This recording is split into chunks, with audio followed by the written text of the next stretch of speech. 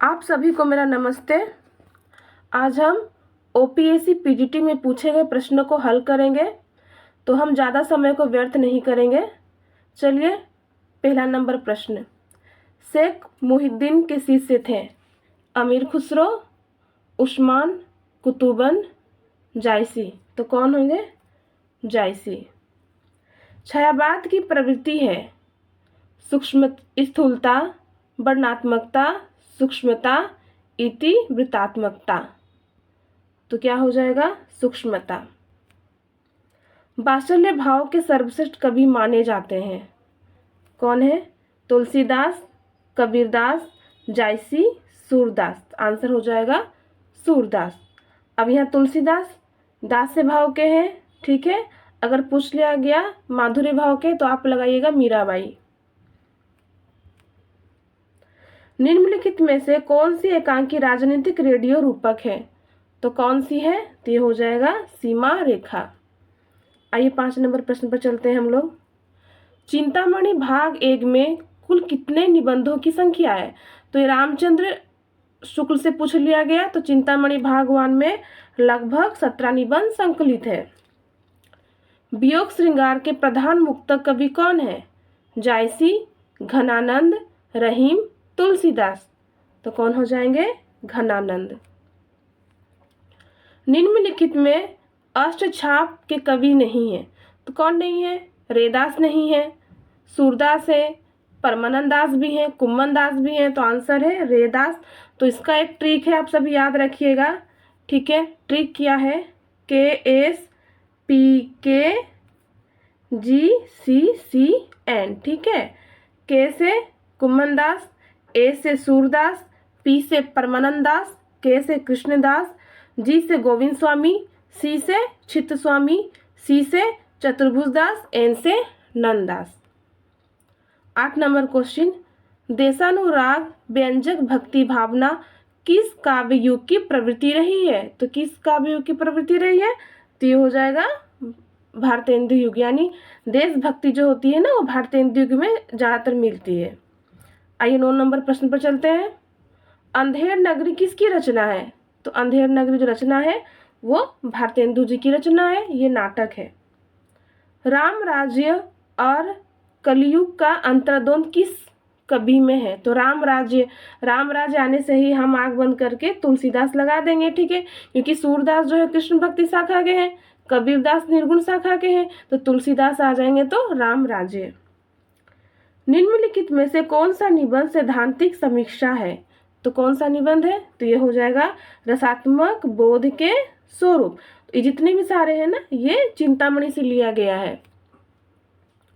12 number प्रश्न देखते हैं। जिस प्रकार आत्मा की मुक्तावस्था ज्ञान दशा कहलाती है, उसी प्रकार हृदय की यह मुक्तावस्था रस दशा कहलाती है। शुक्ल जी की यह पंक्ति किस विधा के संदर्भ में कही गई है? तो ये हो जाएगा कविता। बोलते हैं ना कविता क्या है, तो वहां से ही ये पंक्ति को लिया गया है। आइए 13 नंबर प्रश्न पर। राघव चेतन किस महाकाव्य का पात्र है? तो ये हो जाएगा पद्मावत। और पद्मावत का प्रकाशन वर्ष कितना है? ये 1540। कितना है? 1540। तो लिखिएगा 1540 पद्मावत। तुलसीदास पर अद्यतन नई पुस्तक कौन सी है? तो कौन सी है? तुलसीदास का काव्य विवेक और मर्यादा बोध। छायावाद कविता की प्रवृत्ति नहीं है, तो कौन सी नहीं है?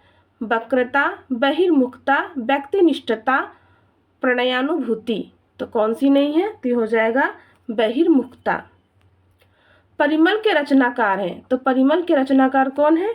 निराला। आइए 17 नंबर प्रश्न पर। निम्नलिखित में कौन प्रगतिवादी कवि नहीं है? तो प्रगतिवादी कवि कौन नहीं है? अज्ञे जी। अगर हम देखें रामविलास शर्मा, शिव मंगल सिंह सुमन, त्रिलोचन, तो ये सभी क्या है? प्रगतिवादी कवि हैं। किस भक्त कवि ने ब्रज भाषा और अवधि दोनों में ही रचना किए हैं? तो कौन से कवि हैं? तो ये हो जाएंगे हमारे तुलसीदास, यानी कि ब्रज भाषा एवं अवधि भाषा दोनों में ही अपने काव्य कृतियों की रचना करते हैं। रामचंद्र शुक्ल के अनुसार रीति काल का आरंभ किस कवि से होता है? अगर हम देखें तो रामचंद्र शुक्ल के अनुसार क्या हो जाएगा, चिंतामणि त्रिपाठी हो जाएंगे। अगर पूछ लेता नगेंद्र के अनुसार तो आप क्या लगाते, केशव दास। तो यहाँ पर हमारा आंसर क्या हो जाएगा, चिंतामणि। किसके अनुसार, शुक्ल के अनुसार। दूसरी परंपरा की खोज किस रचनाकार पर केंद्रित है, किस पर केंद्रित है, तो हो जाएगा हजारी प्रसाद द्विवेदी। और किसका है दूसरी परंपरा की खोज, तो नामवर सिंह। ध्यान रखिएगा, ये लगभग बहुत सारे प्रश्न पूछ ले जाते हैं अंदर अंदर से, तो जब तक पढ़ेंगे नहीं तो आंसर हम लगा नहीं सकते हैं। जयशंकर प्रसाद ने अपने किस निबंध में यह स्थापना दी है, काव्य स्वतः आध्यात्मिक है, काव्य से ऊंची अध्यात्म नाम की कोई वस्तु नहीं है। तो ये किसमें हो जाएगा, काव्य और कला। भारत माता जोर बेजार किस उपन्यास में रोती है, देखिए ये पूछ लिया, ये मेला आंचल उपन्यास से लिया गया है। और प्रकाशन वर्ष कितना है मेला आंचल उपन्यास का, तो 1954। ठीक है। राग दरबारी कितना है, 1968 की रचना है। ठीक है। गोदान 1936 की रचना है। आइए 23 नंबर, भीष्म साहनी संपादित हिंदी कहानी संग्रह में किस अवधि की कहानियां संकलित है, तो किस अवधि की कहानियां संकलित है, भारतेंदु युगीन, द्विवेदी युगीन, छायावाद युगीन या स्वातंत्रोत्तर युगीन। तो आंसर हो जाएगा स्वातंत्रोत्तर युगीन। रीतिकाल के किस कवि के बारे में कहा गया है कि उन्होंने गागर में सागर भर दिया, तो ये बहुत ही अच्छा प्रश्न है। ये हमेशा या कोई भी एग्जाम में पूछा जाता है। तो बिहारी।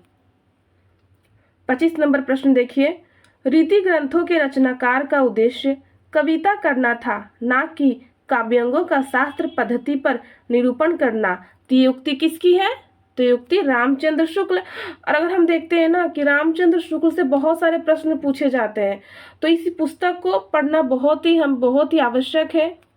आइए 26 नंबर, मध्यकाल के किस कवि ने सुजान को संबोधित कर रचनाएं की है, तो किसने की सुजान को संबोधित करके, तो घनानंद। सरस्वती पत्रिका का संपादन महावीर प्रसाद द्विवेदी ने किस वर्ष शुरू किया था, तो महावीर प्रसाद द्विवेदी ने 1903 में किया था। अगर पूछा जाए कि सरस्वती पत्रिका का आरंभ कब हुआ था, आप आंसर लगाएंगे 1900 में। निम्नलिखित में रीति मुक्त धारा के कवि नहीं है, तो रीति मुक्त धारा के कवि कौन नहीं है, तो रीति मुक्त धारा के कवि कौन नहीं है, तो ये हो जाएंगे कौन, बिहारी। क्योंकि बिहारी जो है वो रीति सिद्ध में आते हैं, रीति मुक्त में नहीं आते हैं। ठीक है। चलिए अब आ जाइए प्रश्न 29 नंबर, ब्राह्मण समाज में ज्यों अछूत किसके बारे में कहा गया है, तो किसके बारे में कहा गया है, ये हो जाएंगे डॉक्टर नगेंद्र के बारे में कहा गया है। नाटकों का आरंभ निबंध किसकी रचना है, नाटकों का आरंभ निबंध किसकी रचना है, तो यह जयशंकर प्रसाद। देखिए कहाँ कहाँ से प्रश्न पूछ लिया गया है, तो इतना डीपली, इतनी गहराई से जो प्रश्न पूछे गए हैं, तो इसको तो पढ़े बिना हो नहीं सकता है। तो हमें बहुत ही बारीकी से पढ़ना बहुत आवश्यक है। विचित्र काव्यांगों के लक्षणों और उनके अनुसार सरस उदाहरणों की रचना किस काव्य प्रवृत्ति का परिचारक है, तो ये क्या हो जाएगा, ये आंसर हो जाएगा रीतिबद्ध। ठीक है, रीतिबद्ध।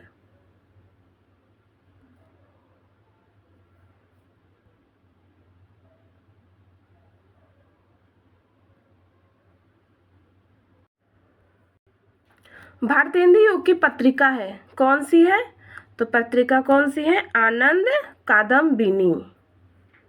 आइए 33 नंबर प्रश्न पर चलते हैं।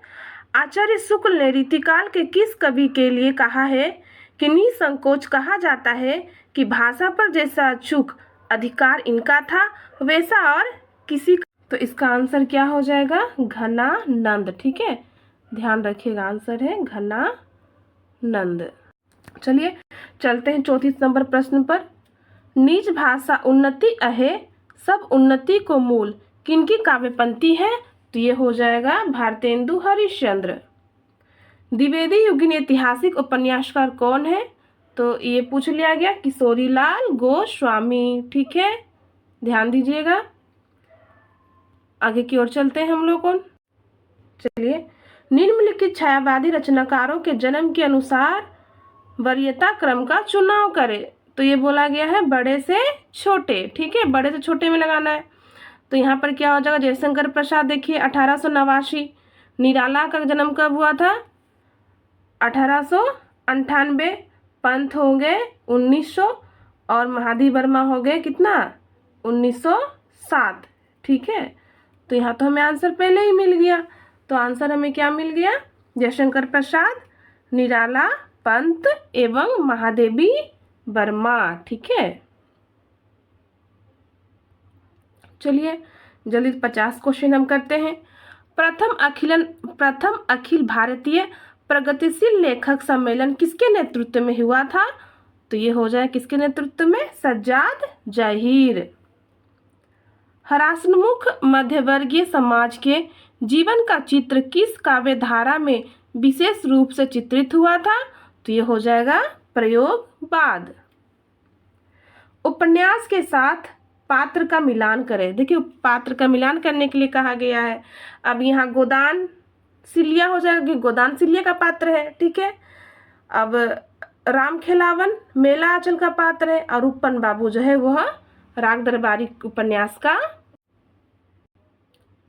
अब आ जाइए 40 नंबर। प्रयोगवादी कविता की प्रवृत्ति नहीं है, तो कौन सी नहीं है, तो हो जाएगा वर्ग संघर्ष। जो वर्ग संघर्ष है वो प्रगतिवादी कविता की प्रवृत्ति है।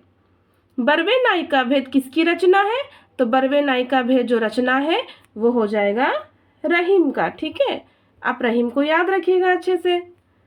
42 नंबर। निम्नलिखित में कौन प्रयोगवादी कवि हैं। अब प्रयोगवादी कवि पूछा गया है तो कौन हो जाएंगे, गिरजा कुमार माथुर। देखिए यहाँ से ना भारतेंदु से प्रश्न पूछ लिया गया, द्विवेदी युग से प्रश्न पूछ लिया गया, ठीक है। इसके बाद छायावाद से प्रश्न पूछ लिया गया, प्रगतिवाद, प्रयोगवाद, सबसे यानी कि कहीं से भी प्रश्न उठा के पूछ लिया जा रहा है। अब देखिए रहीम की रचना खेट कौतुकम किस विषय पर केंद्रित है, तो किस पर है, तो ये हो जाएगा ज्योतिष, ठीक है ना। तो देखिए यहाँ रहीम से पूछ लिया गया। अब आइए देखते हैं हम दूसरे प्रश्न पर चलते हैं। 44 नंबर। गोद लिए हुलसी फिरे तुलसी सोसुत होए किसकी काव्य पंक्ति है, तो ये हो जाएगा रहीम की, ठीक है, रहीम का है, ध्यान दीजिएगा। प्रथम तार सप्तक के कवि कौन नहीं है, तो कौन नहीं है बताइए प्रथम तार सप्तक के कवि, तो ये हो जाएगा केदारनाथ सिंह। मैंने इसे याद किया था ना, प्रभा मैंने कि इसका भी क्या एक शॉर्ट ट्रिक है, तो आप याद करेंगे तो हो जाएगा प्रभा नेमी गिरजा, मैंने ऐसे ही याद किया था। 46 नंबर। 46 नंबर प्रश्न क्या है, जिस पाँव के नीचे गर्दन दबी हो उस पाँव को सहलाना ही समझदारी है, ये उदाहरण किस उपन्यास का है, तो ये पूछ लिया गया। देखिए गोदान से पूछ लिया गया, ठीक है। कहाँ कहाँ से प्रश्न पूछे जा रहे हैं, तो इस गोदान से ही प्रश्न पूछ लिया गया। यानी गोदान का प्रकाशन 1900 कितना है बताई थी, 36 है। गोदान 36 है। मेला आंचल 1954 है। राग दरबारी 1900 कितना 68 है। झूठा सच कितना है 1958 का है, ठीक है। अब देखिए 47। अवकाश प्राप्त रिटायर व्यक्ति की वेदना को दर्शाने वाली कहानी कौन सी है, तो कौन सी है, वापसी कहानी है उषा प्रेमवदा की। इसका प्रकाशन वर्ष 1960 है। मेला आंचल शीर्षक किस कवि के काव्य पंक्ति से लिया गया है, तो किस कवि के काव्य पंक्ति से लिया गया मेला आंचल, तो सुमित्रानंदन पंत के काव्य पंक्तियों से लिया गया है। व्यंग उपन्यासकार के रूप में प्रसिद्ध है, तो कौन है, ये हो जाएंगे, मैंने कि व्यंग उपन्यास पूछा है तो राग दरबारी, ठीक है। राग दरबारी क्या है कि बहुत ही अच्छा यानी कि राजनीतिक उपन्यास है, व्यंग उपन्यास है। अब मेला आंचल क्या है, आंचलिक उपन्यास है। झूठा सच भी देख लेते हैं तो इसमें भी क्या थोड़ा बहुत झूठे राजनीतिक है, थोड़ी बहुत क्या है सांप्रदायिक है, तो बहुत कुछ यहाँ पर देखने को मिलता है। अगर आप देखें चित्रलेखा क्या है, पाप पुण्य पर आधारित उपन्यास है। अब यहाँ पूछ लिया वांगचू कौन था, तो कौन था, वो एक जिज्ञासु और बौद्ध भिक्षु था, ठीक है। तो आज हम 50 प्रश्न नहीं करते हैं। तो अगर आप सभी को मेरी क्लास अच्छी लगी हो तो आप सभी सब्सक्राइब करें। अगर आप और भी मेरी क्लास देखना चाहते हैं तो आप कमेंट्स में मैसेज कर सकते हैं, ठीक है। और मैं हर दिन आप लोगों के लिए नया नया माने कि वीडियो अपलोड करूँगी। तो ये OPSC PGT के 50 प्रश्न थे, और भी प्रश्न है जिसको हम अगले कक्षा में हल करेंगे, ठीक है। सभी को बाय बाय, सभी को मेरा बहुत बहुत धन्यवाद।